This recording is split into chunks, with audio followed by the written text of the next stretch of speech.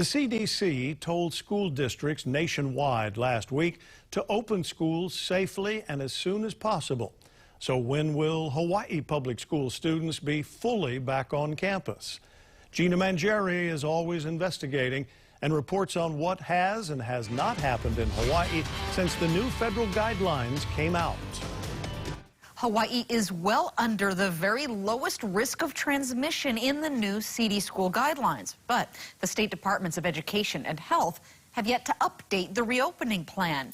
Some say the state should target a fully in-person on-campus fourth quarter. Hawaii's public schools have been following a matrix since last year that set learn from home, blended, or in-person class based on average number of cases per 100,000 and positivity rates, both of which have been dropping statewide.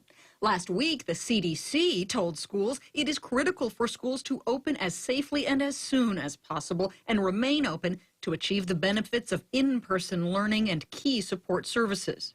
It's a very big deal. What they are saying is that it is safe to open the schools in areas where we have very low COVID. And the truth is that we have very low COVID.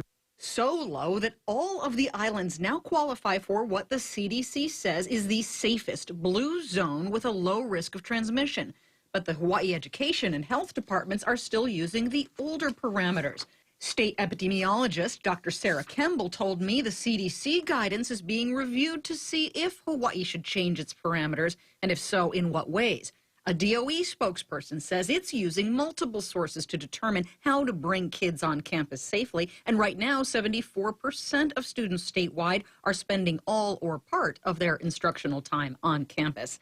Some say we could safely get to 100% all on campus, and soon. Families and children are so excited to come back to school. So it's very hopeful.